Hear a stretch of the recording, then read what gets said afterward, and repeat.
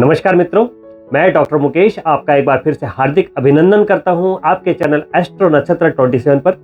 दोस्तों, अभी मैं आपके सामने उपस्थित हुआ हूं तुला राशि के जातकों के लिए अगस्त के महीने का मासिक भविष्य फल लेके, या यूं कहें मार्गदर्शन को लेकर। दोस्तों, अभी हम वर्ष के 8वें महीने में प्रवेश करने वाले हैं। 2022 के चंद महीने शेष हैं। अगर बात करें तो जब भी किसी वर्ष का प्रारंभ होता है तो हम बड़े जोश में, उल्लास में होते हैं कि इस साल हमें ये करना है, ये करना है, ये करना है। हमारे सपने, हमारी महत्वाकांक्षाएं अपने चरम पे होती हैं। लेकिन जैसे जैसे वक्त का पहिया घूमता है, बंद मुट्ठी से जैसे रेत फिसलती है, समय फिसलता जाता है। और जब हम अपने कर्म भूमि पे चलना शुरू करते हैं तो ख्वाबों से निकलकर हकीकत से सामना होता है, संघर्षों से सामना होता है और महत्वाकांक्षाएं टूटती जाती है, बिखरती जाती है, सपने मिनिमाइज होने शुरू हो जाते हैं। दोस्तों, ट्रांजिट गोचर तो होते ही रहेंगे। अभी आप अगस्त के वीडियोस देख रहे हैं, अभी 2023 का वार्षिक राशिफल देखेंगे, फिर 24 का, फिर 25 का। समय बीतता जाएगा, कुछ भी नहीं बदलेगा। शुभ संयोग भी बनते हैं गोचर में, दुर्योग भी बनते हैं। समय का पहिया घूमता है, उतार चढ़ाव जिंदगी में चलती रहती है, लेकिन उसके बीच में सफलता तब मिलती है जब हमारे गोल्स के लिए हमारे प्रयास पक्के हों, तैयारी पक्की हो। किसी भी जीत के लिए तैयारी पक्की हो तब सफलता मिलती है। सिर्फ सोचने से सफलता नहीं मिलती, करने से मिलती है, कर्म से मिलती है।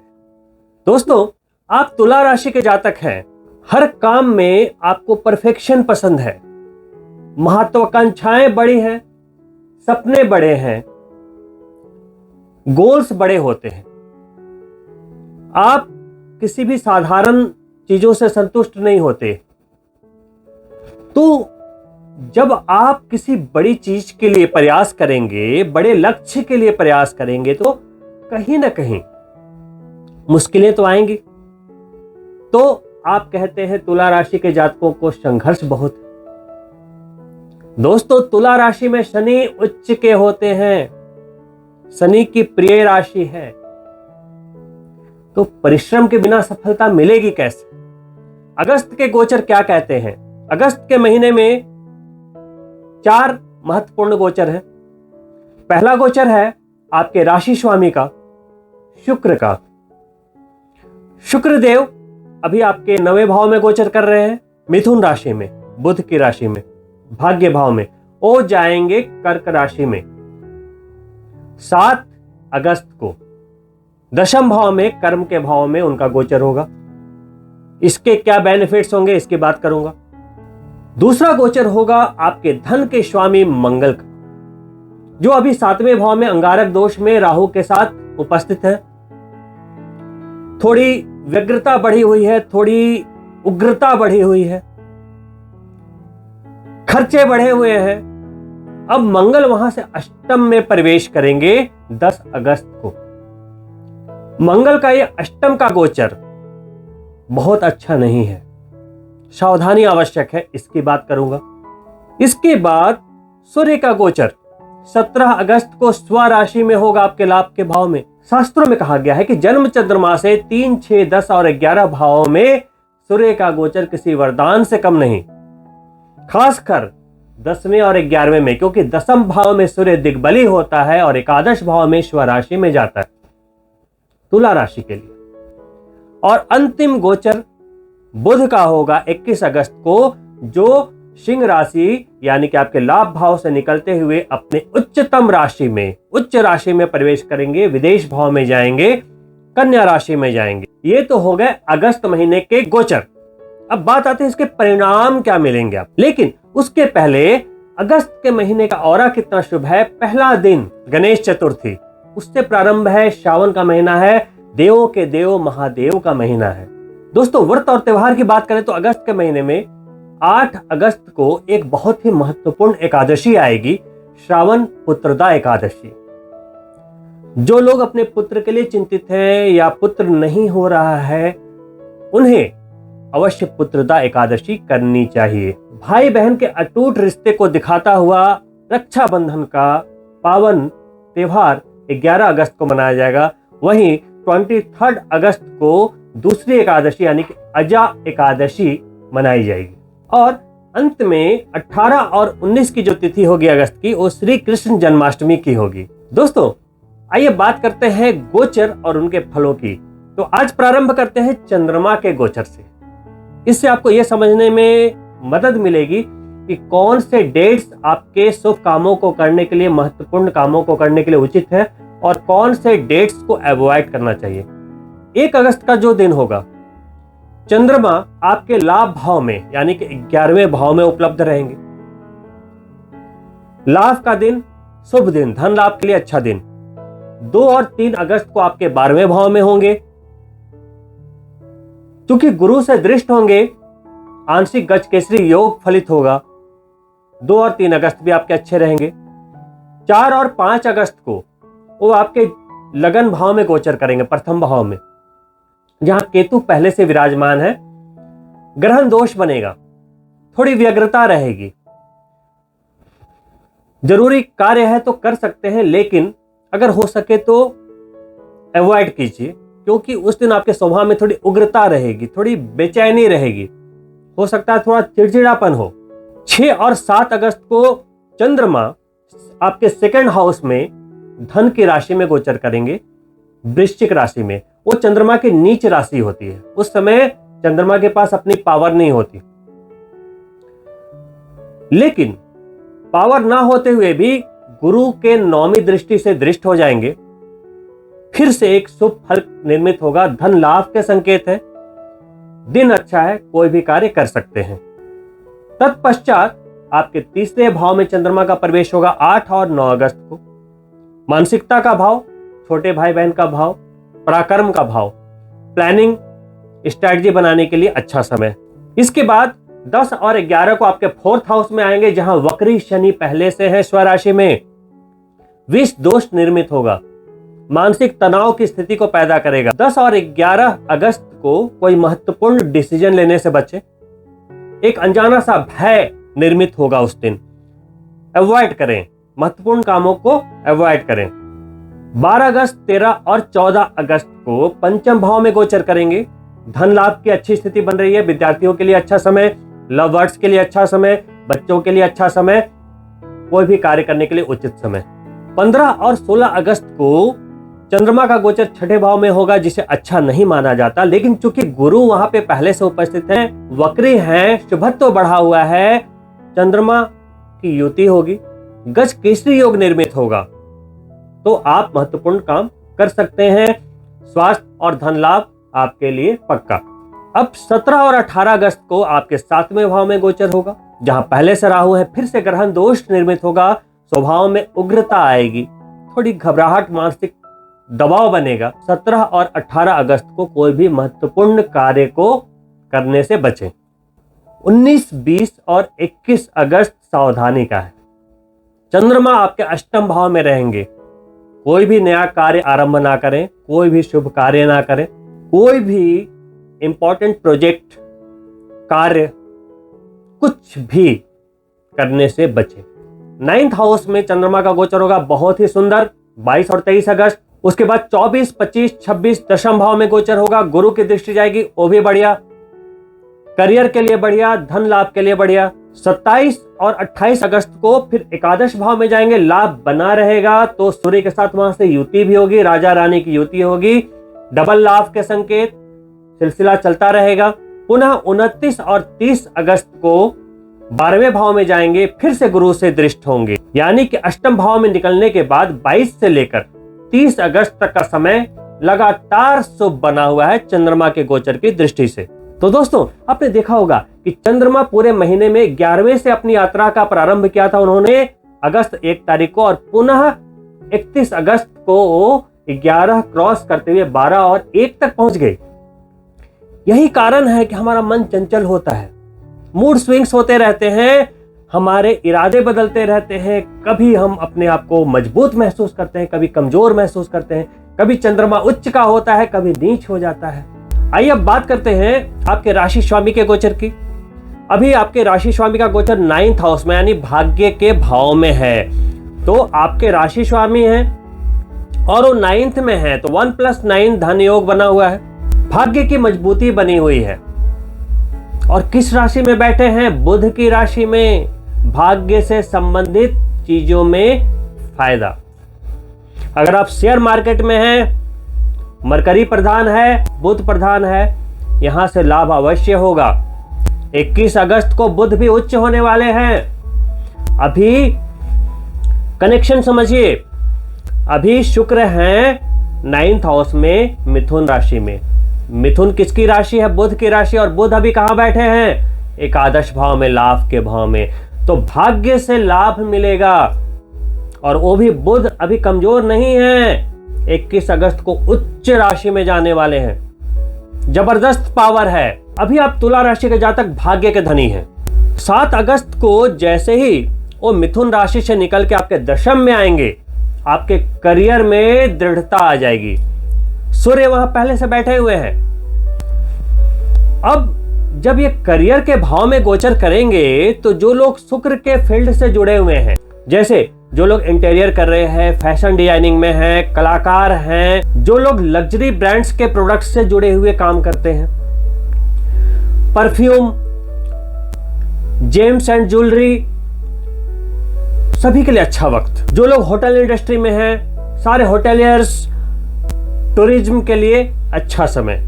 आपके राशि स्वामी आपको इस महीने करियर की मजबूती और भाग्य की मजबूती दे रहे हैं, जिसका पूरा पूरा लाभ आपको उठाना चाहिए। अब बात करते हैं ग्रहों के राजा सूर्य के गोचर की। सूर्य का गोचर पूरे वर्ष में जो सबसे ज्यादा पावरफुल होता है वो दशम भाव का होता है, क्योंकि सूर्य का दिग्बली भाव है।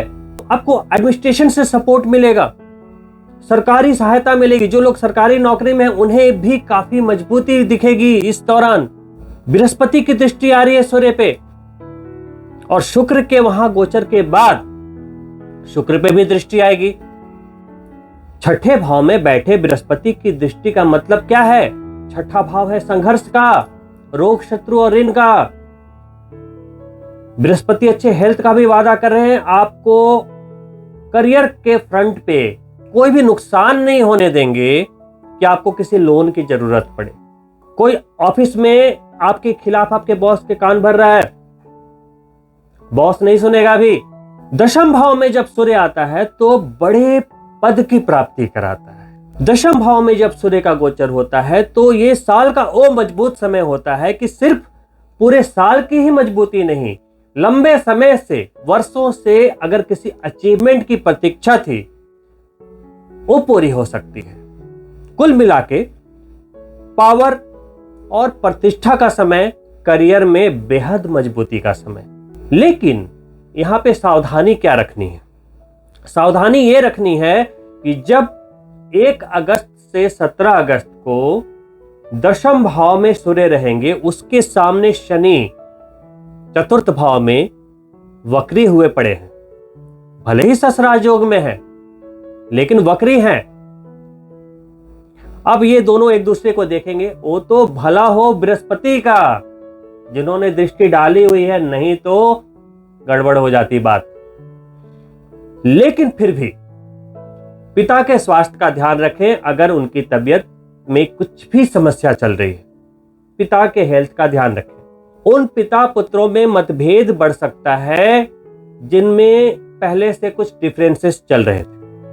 इसके बाद 21 अगस्त को आपके भाग्य के स्वामी बुध आपके लाभ के हाउस से निकलते हुए 12वें भाव में, विदेश के भाव में जाएंगे, उच्च के हो जाएंगे, बृहस्पति से दृष्ट हो जाएंगे। तो जो लोग पहले से विदेश में जाकर अपना व्यापार कर रहे थे, नौकरी कर रहे थे, रह रहे थे, उसके लिए अच्छा समय, प्रगति का समय, अचीवमेंट का समय, पदोन्नति का समय। अब जब 17 अगस्त को सिंह संक्रांति होगी, यानी कि सूर्य अपनी राशि में जाएंगे, जो आपके लाभेश हैं अपनी राशि में जाएंगे, लाभ के भाव में। उच्च पद प्रतिष्ठा की प्राप्ति, ध्यान दीजिएगा बात पे, बड़े पद प्रतिष्ठा की प्राप्ति हो सकती है। एवेटेड यानी कि सरल शब्दों में जो सरकारी नौकरी में है प्रमोशन, बैंकर के लिए अच्छा समय, राजनेताओं के लिए अच्छा समय, नौकरी करने वालों के लिए अच्छा समय 17 अगस्त से लेकर आने वाले मिड ऑफ सितंबर तक हर तरह के लाभ को सुनिश्चित करते हैं। हर तरह के लाभ, यहां मैं अलग अलग नहीं बताऊंगा कि स्टूडेंट को यह लाभ होगा, गृहिणी को यह लाभ होगा, सीए को यह लाभ होगा, बैंकर को यह लाभ होगा। हर व्यक्ति जो तुला राशि का है उसके लिए लाभ के संकेत। और अंत में बृहस्पति आपके छठे भाव में वक्री होते हुए पूरे महीने रहेंगे शनि के नक्षत्र में। वहीं शनि चतुर्थ भाव में शश राजयोग बनाते हुए पूरे महीने मंगल के नक्षत्र में गोचर करेंगे। राहु मेष राशि में पहले से सप्तम भाव में विराजित है और केतु आपके जन्म चंद्रमा पे पहले से गोचर कर रहे हैं। दोस्तों, लास्ट बट नॉट लिस्ट, सबसे इंपॉर्टेंट, मंगल का गोचर आपके अष्टम भाव में होने वाला है जो कि नेगेटिव है। जी हाँ दोस्तों, अभी मंगल राहु के साथ उपस्थित है। आपने देखा होगा कि आपके खर्चे कितने बढ़े हुए थे जुलाई में। 10 अगस्त को वो आपके अष्टम भाव में चले जाएंगे। अष्टम भाव में जब मंगल जाते हैं व्यक्ति को निडर बनाते हैं। अष्टम भाव में जब मंगल का गोचर होता है वो व्यक्ति को निडर बनाते हैं, रिस्क टेकर बनाते हैं। लेकिन वहीं पे चूंकि वो सडन हाउस है, अचानक का हाउस है, आयुष्य का भाव है, तो यहां पे जिनके मंगल अशुभ होंगे उन्हें बहुत ही सावधानी रखनी है। ये छोटे मोटे एक्सीडेंट को, चोट चपेट को इंगित करता है, इसलिए यहां सावधानी आवश्यक है। इस हिडन हाउस में मंगल के गोचर के फलस्वरूप हो सकता है आपके ब्लड रिलेशन से जुड़े आपके भाई बहन कोई भी हो सकते हैं आपके खिलाफ षड्यंत्र करे, कॉन्स्पिरेसी करे।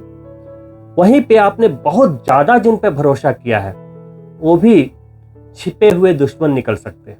खास करके चूंकि शुक्र की राशि में मंगल का गोचर है तो आपको स्त्री पे भरोसा नहीं करना चाहिए अगर आपको थोड़ा भी शक है। वहीं अष्टम में गोचर के दौरान मंगल की जो चौथी दृष्टि है आपके इनकम के हाउस पे जाएगी और जो सीधी सातवीं दृष्टि है आपके धन के भाव पे जाएगी।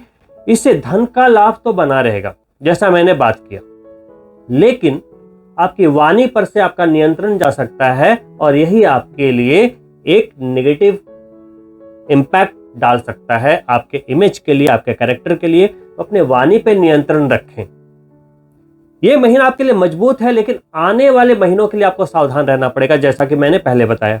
सितंबर मध्य के बाद आपके राशि स्वामी भी पहले नीच होंगे फिर अस्त हो जाएंगे, पावर 0 हो जाएगी जैसा कि आप स्क्रीन पे देख पा रहे होंगे। वहीं पे सूर्य भी अपनी पावर को कम करते हुए 1-1 डिग्री आगे की ओर तुला राशि की ओर बढ़ते रहेंगे। एक तो उनकी पावर 0 होगी और केतु के साथ 1 महीने ग्रहण दोष में भी फंसेंगे। तो आने वाले समस्याओं से बचने के लिए, परेशानियों से बचने के लिए बहुत ही सीरियसली आपको अपनी कुंडली की विवेचना करवानी चाहिए। आपको पता करना चाहिए कि आपकी कुंडली में ग्रहों की रश्मियां कितनी है। पता चला कि यहां भी 0, आपकी कुंडली में भी सूर्य नीच, शुक्र नीच, आप चले जाएंगे माइनस में, बनते काम बिगड़ जाएंगे। फिर आप बोलेंगे आपने तो वीडियो में ऐसा बताया था और मेरे साथ ऐसा हो नहीं रहा। चेक करवाएं कुंडली में कि कितने योग हैं, कितने दुर्योग हैं, उस पर एक्ट करें। पूजा, दान, हवन, तीर्थ स्थान सब कुछ है, सारी रेमेडीज हैं। विश्वास तो करना पड़ेगा। अगर आपका गॉड के लिए सबमिशन है, सारी परेशानियों का हल है।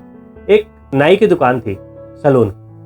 जब लोग हेयर कटिंग कराने आते हैं, शेविंग करवाने आते हैं, बहुत तरह की बातें होती हैं। पूरी भारत की अर्थव्यवस्था, पॉलिटिक्स, फिल्मी दुनिया, खेलकूद। तो एक दिन भगवान के अस्तित्व पे बात छिड़ गई। नाई ने कहा कि भगवान नहीं होते। लोगों ने कहा कैसे? बोले आप आके गली में निकल के देख लो, बच्चे अनाथ हैं, दुनिया में इतना दुख है, लोग गरीब हैं, दुखियारे हैं, भगवान होते तो क्या ये होने देते? ये सब नहीं होता।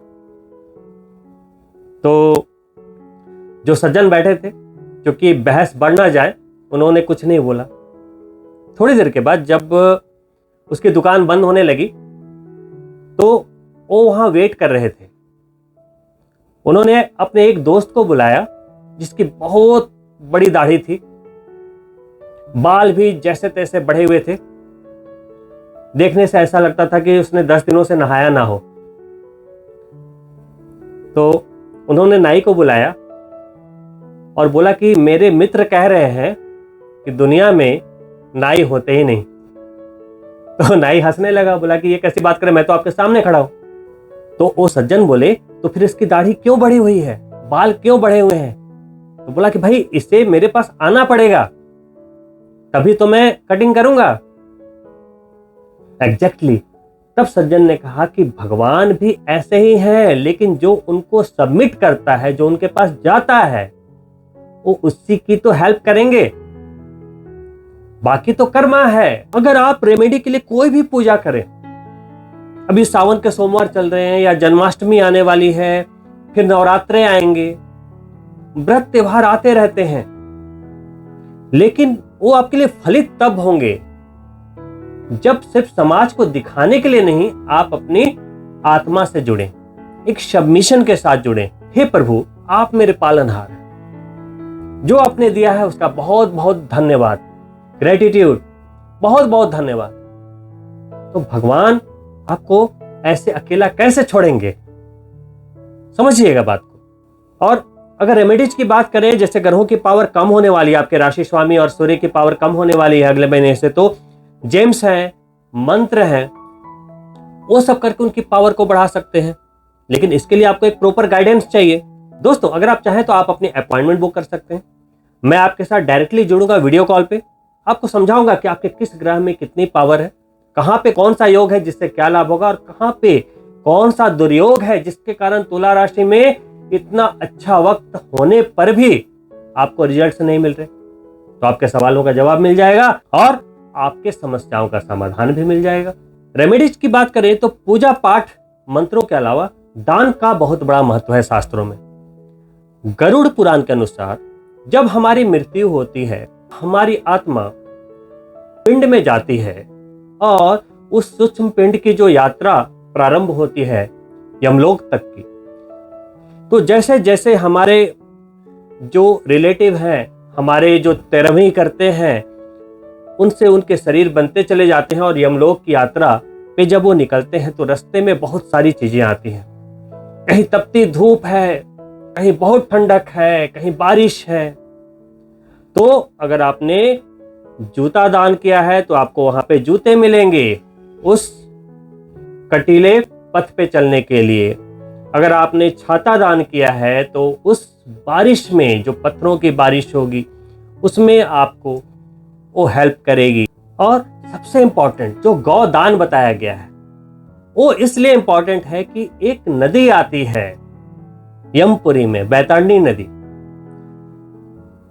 वो खून से भरी हुई है, मवाद से। उसमें जो कृमि होते हैं, नुकीले चोंच वाले, बिल्कुल कटीले कांटेदार, जब आप वहां पहुंचते हो तो उफान मारने लगती है, तट पूरा हड्डियों से भरा हुआ है, देख के इंसान कांप जाए। तो उसको पार करवाने के लिए एक प्रेत आता है नाव पे, और वो आपसे सवाल करता है कि आपके किस पुण्य के आधार पे मैं इसे पार करवाऊं। तो अगर आपने पुण्य किया है, किसी की मदद की है, गौदान किया है, तीर्थों में स्नान की है, पूजा किया है, हवन किया है, तर्पण किया है, तो आपको पार कर दिया जाएगा। और जब आप अपने गंतव्य तक पहुंचते हैं तो आपके कर्मों के आधार पर निर्धारण होता है कि आपको किस गर्भ में दोबारा डाला जाए, किस योनि में डाला जाए। क्योंकि स्वर्ग तो तब मिलेगा जब आपको मोक्ष की प्राप्ति होगी, तब आप जाएंगे बैकुंठ धाम। उसके पहले तो जब तक आपने क्रेडिट डेबिट नहीं पूरा किया, तब तक तो यहीं के चक्कर लगने हैं और वही वैतरणी नदी पार करनी है। समझ रहे हो? सब कर्मा है। और अंत में दोस्तों देखिए, एक जो सवाल होता है आप सभी का कि हम काम तो कर रहे हैं लेकिन उस अनुपात में सफलता नहीं मिल रही है। दोस्तों, किसी भी कार्य को जब हम करते हैं तो कार्य करने से ज्यादा इंपॉर्टेंट होता है उसकी तैयारी करना। हम तैयारी करते नहीं और डायरेक्ट जंप लगा देते हैं किसी भी का। किसी बिजनेस का पता नहीं, बिजनेस करने लगे। जॉब का कुछ पता नहीं, जॉब करने लगे। तो हर जगह आपके जो स्किल होंगे तभी तो आपको सक्सेस मिलेगी, तभी तो आपको पदोन्नति मिलेगी। कहीं से किसी को फायर किया जा रहा है, उसी ऑफिस में लाखों लाखों ऑफर किए जा रहे हैं। कहीं पे आपका बिजनेस बिल्कुल डूब गया और कोई उसी बिजनेस में लाखों कमा रहा है। It's all about skill. दूसरी बात, don't settle yourself for ordinary. आप किसी साधारण कार्य को करोगे तो वहां पे भीड़ होगी, क्योंकि सब वैसा ही सोच रहे हैं। तो जो एक सोशल बाउंड्रीज बनी हुई है उसको आपको क्रॉस करना पड़ेगा। समझ रहे हो? एक जैसे ही ऑर्डिनरी सोचोगे तो वो हर कोई सोचेगा, तो वहां पे कंपटीशन होगा। तो आप कुछ भी बिजनेस करोगे, जॉब करोगे, तो वहां पे कंपीट करना बड़ा मुश्किल हो। लेकिन थोड़ा हटके सोचोगे, एक्स्ट्रा ऑर्डिनरी सोचोगे, उसकी तैयारी करके लगोगे, असंभव भी संभव हो जाए। ऑर्डिनरी पीपल सोचते हैं कि जो पॉसिबल है, जो लॉजिकल हुआ है, और जो ड्रीमर होते हैं, जो एक्स्ट्रा ऑर्डिनरी होते हैं, लाइफ में कुछ करने की चाहत रखते हैं, कर्मयोगी होते हैं, वो सोचते हैं कि जो इम्पॉसिबल है, जो असंभव है, उसको मैं संभव करूंगा। बहानों से कामयाबी नहीं मिलती। कुछ लोग बोलेंगे हमारे पास पैसा नहीं है, हमारे पास समय नहीं है, हमारे पास रिसोर्सेस नहीं है। हिमा दास, उनके पास बिगिनिंग फेज में जब वो दौड़ती थी, उनके पास जूते नहीं हुआ करते थे, ब्रांडेड कुछ नहीं था उनके पास। तो उन्होंने अपने जूते पे स्केच से लिखा एडिडास, ताकि बुरा ना लगे और फ्रेंड सर्कल में। जब वो सफल हो गई,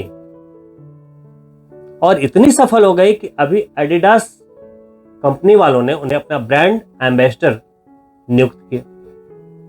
इसे कहते हैं सफलता। किसी भी सक्सेस के लिए, किसी भी अचीवमेंट के लिए, किसी भी ड्रीम को पूरा करने के लिए आपके पास एक गोल होना चाहिए, और गोल से ज्यादा जरूरी है उसकी तैयारी होनी चाहिए। अपने जो धार को पैना करना पड़ता है, साफ करना पड़ता है।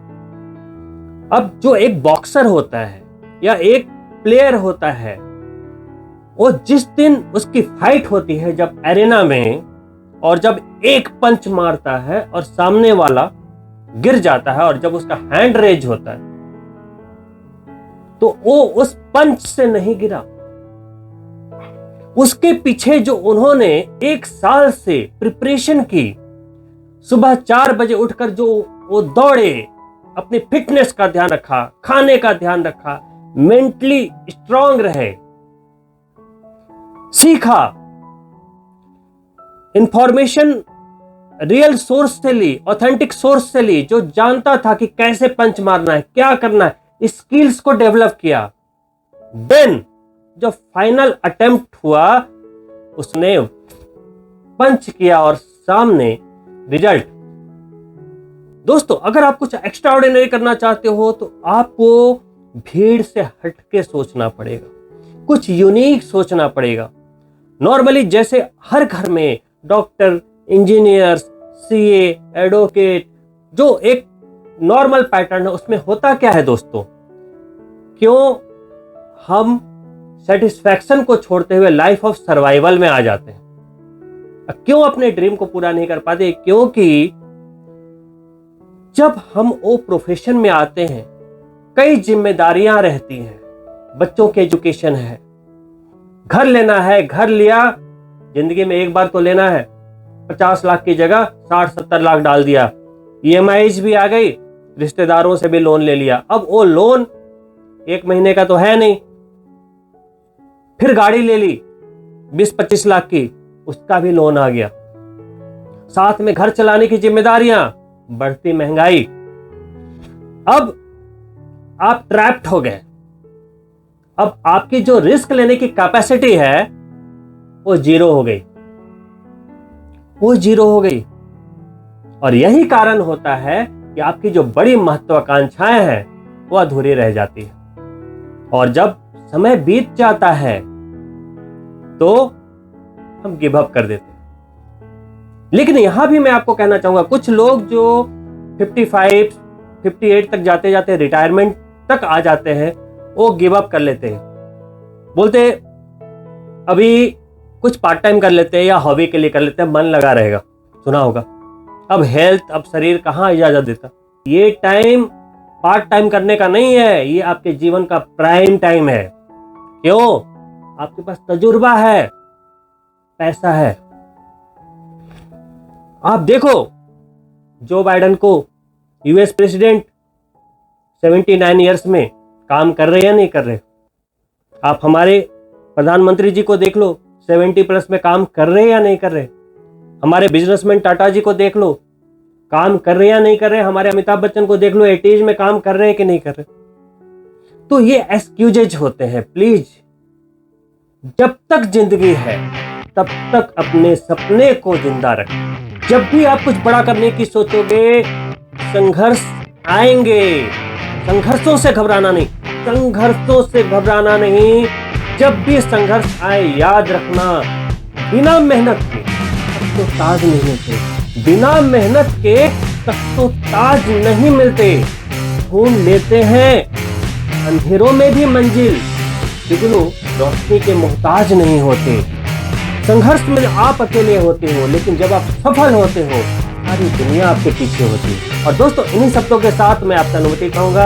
आपसे रिक्वेस्ट है कि अगर आपने अभी तक हमारा चैनल सब्सक्राइब नहीं किया है तो सब्सक्राइब करें। अगर वीडियो अच्छा लगा हो तो अपने मित्रों के लिए शेयर करें और लाइक करना ना भूलें। दोस्तों, इन्हीं शुभकामनाओं के साथ कि ये महीना वर्ष का सबसे कामयाब महीना हो आपके लिए, मैं आपसे अनुमति चाहूंगा। बहुत जल्द मिलता हूँ दूसरी वीडियो में। तब तक के लिए नमस्कार मित्रों, ऑल द बेस्ट।